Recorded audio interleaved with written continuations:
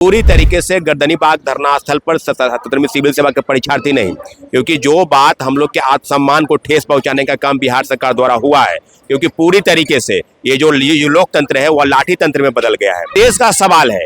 आज बीपीएससी की भर्ती हम लोग मुख्यमंत्री जी से मिलने की सिर्फ बात कर रहे थे। अगर मुख्यमंत्री जी सिर्फ इतना बोल देते कि आप लोग की डिमांड जो है इलीगल है, गलत तरीके से आप लोग धरना प्रदर्शन कर रहे हैं, तो हम लोग तुरंत उस आंदोलन को समाप्त कर देते। गर्दनीबाग में हम लोग गर्दन झुका के नहीं, पूरे तान कर और हाथ कंधे से कंधे मिलाकर सरकार के खिलाफ, व्यवस्था के खिलाफ हमारी लड़ाई बिल्कुल सरकार से नहीं है। लेकिन जैसे चल रहा है व्यवस्था, अब बिल्कुल ऐसा लगता है कि बिहार में लोकतंत्र मर गया। गर्दनीबाग में बीते 1 महीना बीत गया। 18 दिसंबर से हम लोग बैठे थे, आज 20 जनवरी है। क्या बीपीएससी के अभ्यर्थियों के साथ अवहेलना नहीं हुआ? उनकी हकमारी नहीं हुई? क्या 2 सितंबर परीक्षा लेने की बात नहीं की जा रही थी? क्या जारी होगा कि नहीं होगा?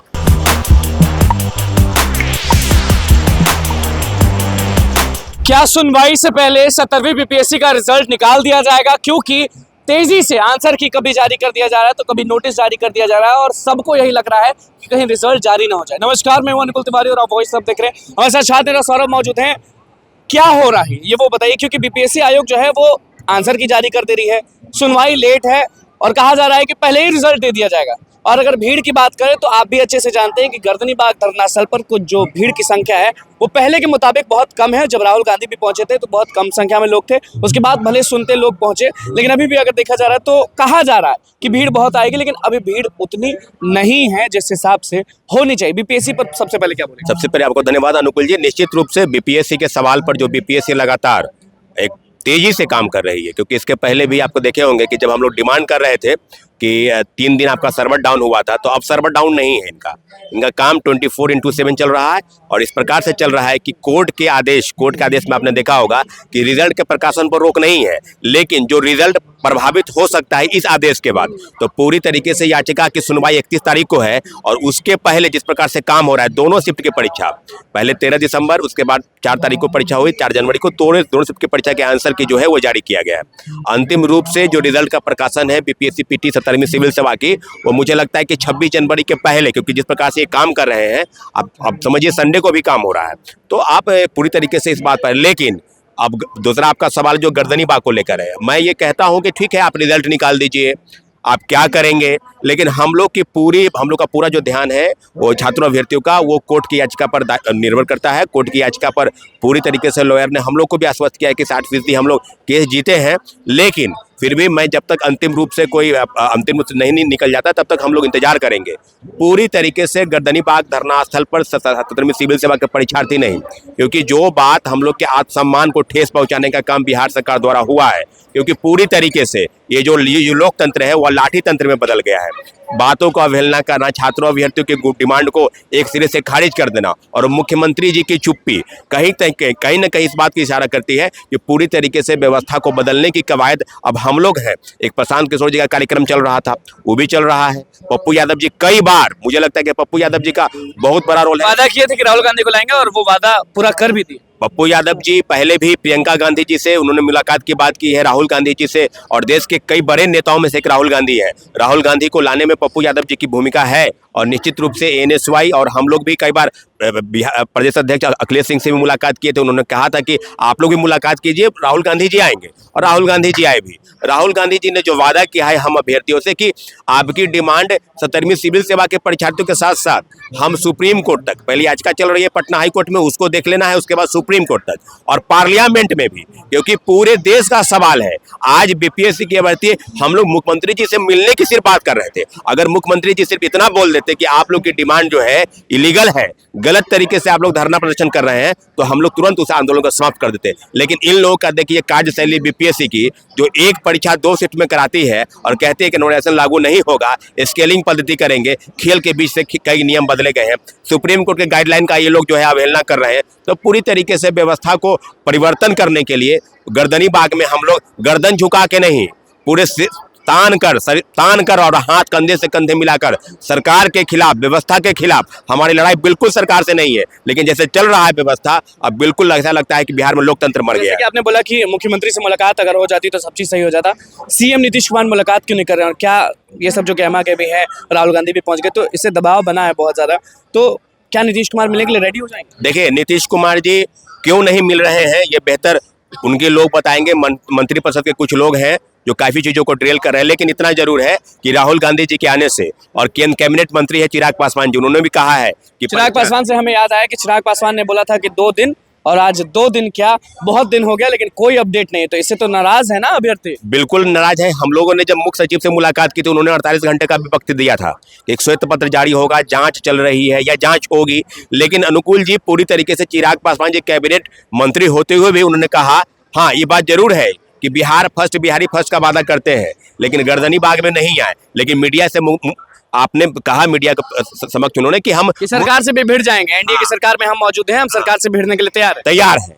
तो आप हनुमान हैं, मोदी के आप हनुमान हैं। हनुमान जी चुप क्यों? तो हनुमान जी चुप क्यों हैं? तो बताइए, भ्रष्टाचारियों के जो लंका है उसमें आग क्यों नहीं लगा रहे हैं? आप सिर्फ वही वोट लेने के लिए युवाओं के रोजगार की बात करते हैं चिराग पासवान जी। वही तो बात है कि सिर्फ मीडिया में बयान दे देने से नहीं काम भर होगा।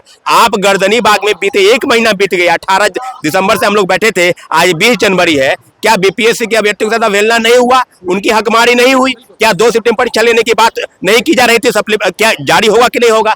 पूरी तरीके से नॉमिनेशन लागू होगा। और बीपीएससी का भ्रष्टाचार का जो अड्डा बन चुका है बीपीएससी, रवि परमार मनु भाई के कई कृत्यों से, जो छात्रों को असामाजिक तत्व करार देते हो, नॉन सीरियस कहते हो, और कहते हो कि हमको, अब तो यही ना बात होगी कि ऑटोनोमस बॉडी कहने के लिए नहीं है, ऑटोनोमस बॉडी है। स्केलिंग से दिक्कत है सबको। बिल्कुल, कोर्ट में एक चीज नहीं है। पूरी तरीके से आपको बता दें कि बापू परिसर केंद्र ने 28 परीक्षा केंद्रों की सूची, जहां कहीं जैमर काम नहीं कर रहा है, कहीं प्रॉपर वे में चेकिंग नहीं हुआ है, कहीं लाउड स्पीकर से आंसर बताया जा रहा है, जिस प्रकार से प्रश्न पत्र सेट हुए हैं, ग्रुप डी के लेवल का प्रश्न पत्र है। पूरी तरीके से व्यवस्था के खिलाफ को बदलने के लिए गर्दनी बाग में हम बैठे हैं। याचिका की सुनवाई 31 जनवरी को होगी। और उससे पहले रिजल्ट आ गया तो क्या करिएगा? नहीं, देखिए, रिजल्ट आने पर हम लोग तो कह रहे हैं कि परीक्षा करवा लिए, आंसर की जारी कर दिए, रिजल्ट आएगा। रिजल्ट जो है आएगा, लेकिन 31 जनवरी को पूरी तरीके से उस रिजल्ट से प्रभावित होगा नहीं केस के। हाँ बिल्कुल, पूरी तरीके से हमारे लॉयर द्वारा बार बार कहा जा रहा है कि हम लोग केस जीतेंगे, और निश्चित रूप से ये रिजल्ट जिस प्रकार से ने बोला अपडेट दिया है, आज का अपडेट है ये? नहीं, आज अपडेट नहीं है। कल परसों लगातार मीडिया में बाइट भी दे रहे हैं। उन्होंने कहा था कि हम जो है 60% केस जीते हैं। पूरी तरीके से बीपीएससी सिविल सेवा के परीक्षार्थी भ्रष्टाचार केस जीत चुके हैं। हाँ बिल्कुल जीत चुके हैं। गर्दनी बाग धरना स्थल पर देखिए, आप कह रहे हैं तो लाखों अभ्यर्थी आपको देख रहे हैं, तो उनमें एक होता ना कि जाग जाता है। देखिए, मैं कह रहा हूँ एज ए लॉयर के बिहाफ में मैं बता रहा हूँ, लॉयर द्वारा 60% केस जीते हैं। और पूरी तरीके से व्यवस्था को बदलने के लिए 31 जनवरी की सुनवाई पर 17वीं सिविल सेवा का भविष्य, और बिहार में जो भ्रष्टाचार का खेल चल रहा है, जो लाखों अभ्यर्थियों को जो गरीब निर्धन, गरीब किसान मजदूर के बच्चे जो लगातार ये प्रयोग कर रहे हैं कि गर्दनी बाग में आप बैठे रहिए, तो गर्दनी बाग में बैठेंगे नहीं। हम लोग एक सुर के साथ ये केस भी जीतेंगे, और जो भ्रष्टाचार का नंगा नाच चल रहा है इस प्रदेश में, उसको भी उखाड़ फेंकने की जरूरत है। व्यवस्था को बदलने की जरूरत है। युवाओं को जगना होगा।